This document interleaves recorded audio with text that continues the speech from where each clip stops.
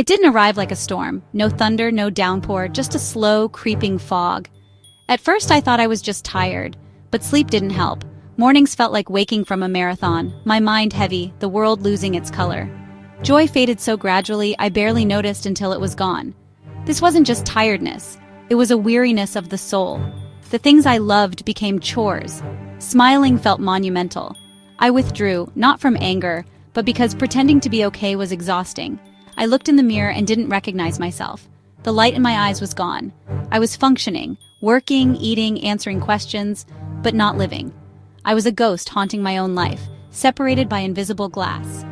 Emptiness became my constant companion, a silent guest at dinner, a weight in bed. I felt disconnected, as if the string tethering me to the world had been cut. The silence inside my head was deafening, drowning out the world. Loneliness became its own universe. That's how depression crept in. Not with a bang, but with a slow fade to gray. There was a word for what I was feeling: depression. I saw it online, heard it on TV, but couldn't say it myself.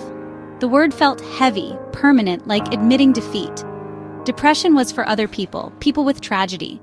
My life looked fine, so what right did I have to feel this way? The fear of judgment was immense. Would people see me as broken, a burden? Stigma silenced me. I worried people would tell me to snap out of it. Depression thrives in isolation, feeding on unspoken fears. Saying depression felt like confessing failure, like I wasn't strong enough. Society equates strength with relentless positivity. I felt I'd failed. Self-blame was constant. You're weak, you're lazy, you're ungrateful. It took time to realize naming the beast was the first step to taming it. Giving it a name gave me power, not the illness. Acknowledging my depression was an act of courage, the first step toward reclaiming my life. People confuse depression with sadness, but they're not the same. Sadness is a normal emotion, triggered by loss or disappointment. It passes. Depression is a suffocating blanket, smothering all feelings, even sadness. It's numbness, a void where joy and interest used to be. The physical weight is real.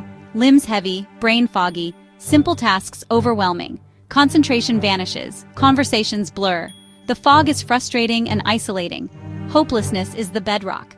Not just that things are bad, but that they'll never get better.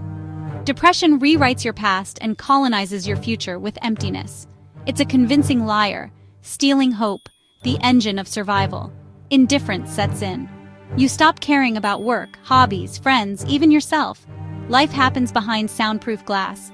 You're an observer, not a participant. This loss of connection is terrifying, but it's a symptom, not a choice. Depression is not a character flaw or weakness. It's a real illness deserving compassion and treatment. Understanding this is crucial. My turning point was admitting to someone I trusted that I wasn't okay. The words came out awkward, but saying them lifted a tiny weight. My friend didn't try to fix me. They just listened. That validation was a lifeline. I started writing, not to create art, but to spill out the chaos in my head. Some days I wrote a single sentence. Today was heavy. Other days, pages of raw thoughts. Journaling gave shape to the pain, making it visible and manageable. Talking and writing helped untangle my thoughts. Depression loves to generalize. Writing made it specific. I learned to say, I felt hopeless this morning, instead of, I am hopeless. This shift created distance between me and the illness. I was not my depression. I was experiencing it. Sharing my story, even privately, broke the isolation. It confirmed my experience was real and valid. It didn't fix everything, but it let in a sliver of light. Sometimes that's all you need to remember: the sun still exists. The first crack in the darkness is the start of healing. Exercise felt impossible when I was depressed. My body was lead, the sofa a magnet. I started small, just standing up to get a glass of water. That was a victory. The next day, I walked to the end of the driveway. I let go of all or nothing thinking. 5 minutes of movement was enough. Some days, just standing outside and breathing was all I could do. Gradually, 5 minutes became 10. A walk around the block became a walk in the park. The goal wasn't distance or speed, just moving my body through space. Movement helped dislodge the mental stuckness. On walk days, the fog lifted a little. The rhythm of my feet, the sun on my skin, small anchors to the present. You don't have to run a marathon. Gentle movement is enough. Stretch, do simple yoga, dance for 3 minutes, anything to get your blood flowing. It's a small act of self-care, a rebellion against depression's control. I can still move. I am still here. Small steps can lead to a revolution. Movement is a message.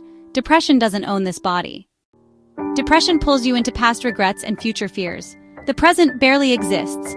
I discovered the power of my own breath, an anchor to the here and now. I'd breathe in for 4 counts, hold, then out for 6. Just 1 minute. Focusing on breath quieted my mind, even if only briefly.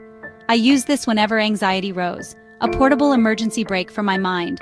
I expanded to grounding techniques, noticing sights, sounds, textures, smells, tastes. These practices didn't erase pain, but created space around it. I learned to observe thoughts without being consumed by them. I am the sky. My thoughts are just passing weather. This shift helped me see depression as temporary, not my identity. In depression, big achievements feel impossible. So I focused on tiny goals: make the bed, reply to 1 email, eat a piece of fruit. Each small task completed was a victory. I made sure to acknowledge it. Celebrating small wins rebuilt my sense of agency. These wins were breadcrumbs, leading me out of the dark. Momentum grew, making the bed led to a shower, then getting dressed, then a walk. Alongside goals, I hunted for small pleasures. A warm cup of tea, rain on the window, a cat's purr. I didn't force joy, just noticed and acknowledged pleasant moments. This practice retrained my brain to notice the good, gently scratching away depression's filter. Some days I found no pleasure, and that was okay. The goal wasn't forced happiness, but openness to it. Tending to small embers of life, trusting they could grow into a flame. Patience was key. Small steps and small joys matter.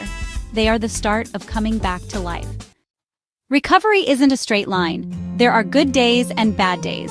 The most important lesson: treat yourself with kindness, especially on the hard days. Healing is resilience, not invincibility. If you're in the dark, know this: you are not alone. Millions have walked this path and found their way through. You are not weak.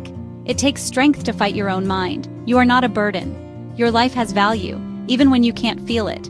Depression is part of your story, not the whole book. Recovery is possible. It may mean becoming someone new, stronger, more compassionate. Small acts of self-care are the building blocks of a new foundation. Even in darkness, you can create your own light, one spark at a time. You are not broken. You are a whole person experiencing a treatable illness. Your worth is inherent, unchangeable, not tied to mood or productivity. Hold on to hope. The fog will lift, the sun will rise. You will find your way back to yourself.